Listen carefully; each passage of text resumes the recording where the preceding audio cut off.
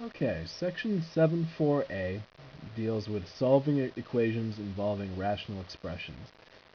So this section has problems that are going to be all two-part problems.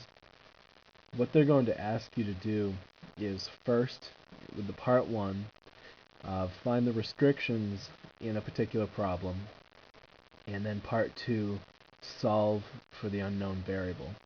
So with the part 1, the restrictions, what that's saying is, thinking back to 7.1a, remember when you had that introductory section that asked you to look at the bottom of the fractions and say, you know, is there anything that I could plug in for x that would cause me to divide by 0 in this particular fraction?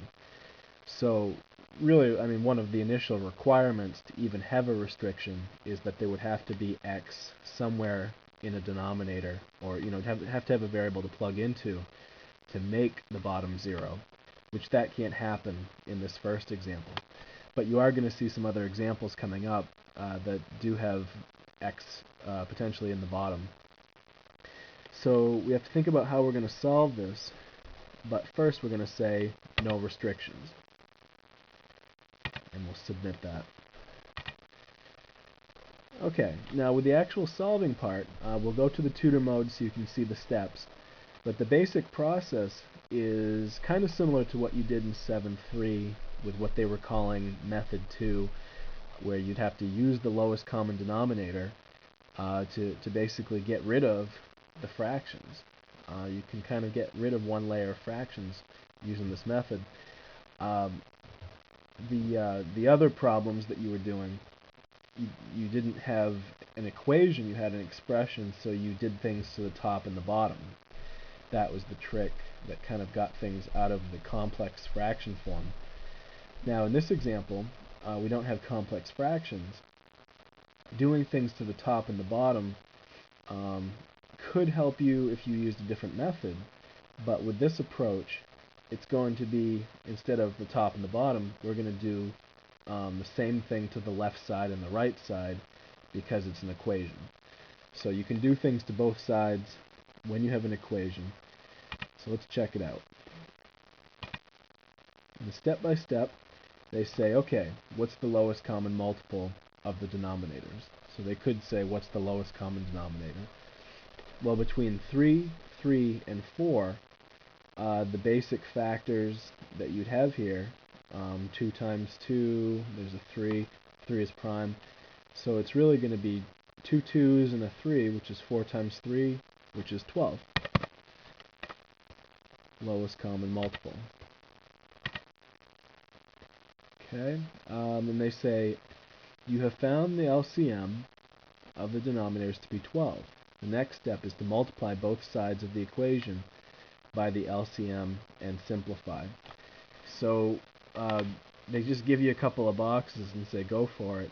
You kind of have to visualize multiplying by 12 and putting all this in parentheses, multiplying by 12 on the top over here and putting that in parentheses. And if I multiplied this by 12, when I distribute in, 12 and 3 reduce and become 4 and 1. 4 times 2x is 8x. 12 and 3 here reduce and become 4 and 1. 4 times 2 is 8. So the left side should become 8x plus 8. On the right hand side, 12 and 4 reduce and you have a 3 left on top. 3 times 3x is 9x. So we're going to have 8x plus 8 equals 9x. And then they say, hey, here's this equation. Now, it's been a while since we've done this type of solving, but it's considered to be kind of basic algebraic solving, so they kind of just say, now solve it and enter your answer in the box below. But remember, way back in chapter 2, a lot of the work we did initially was just solving basic equations, doing things to both sides in order to get x by itself, or whatever variable you're focused on. So if you subtract 8x from both sides, you'd end up with a 1x equals 8. That would give us x equals 8. So that's the answer. Now keep in mind, here's an observation. Back in step 1, we determined that there were no restrictions. But we're going to see some examples where we have to look at what the restrictions were initially and then compare those to the answer we get. And if we get any answers that match restrictions, we have to cross them off. And if all of the answers are crossed off, we have no solution. It could be possible that we have 2 answers for some of these problems, and maybe just one of them will get crossed off. Sometimes all of them could get crossed off. But it's matching the restriction with the answer. Remember, there were no restrictions. Okay. Getting a little wordy, but trying to give you all the background. Alright, so here's another one. I've got 2x over x minus 1 equals 2 plus 3 over 2x minus 3.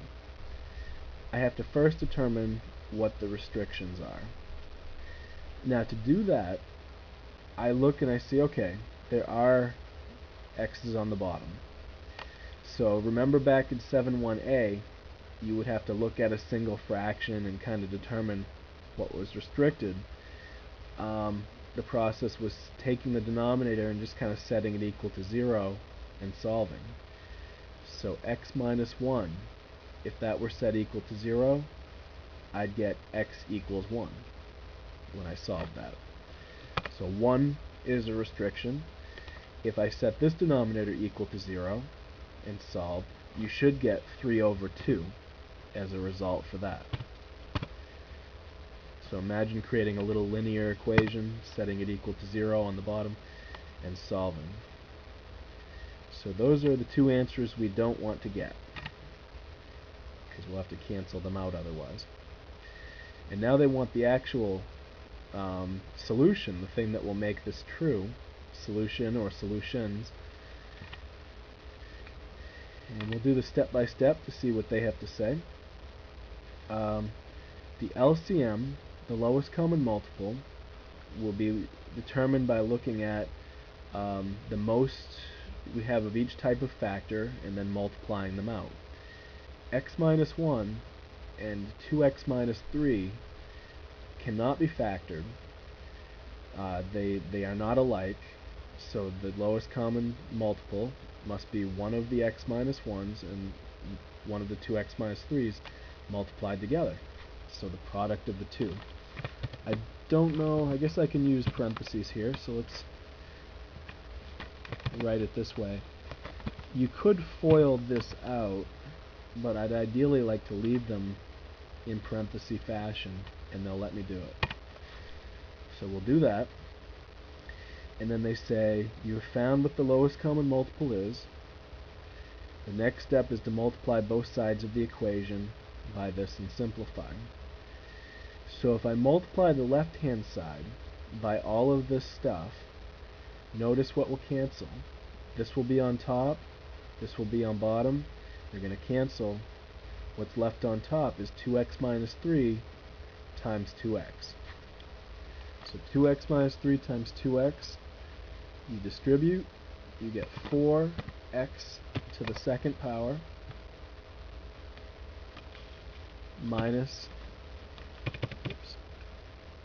6x.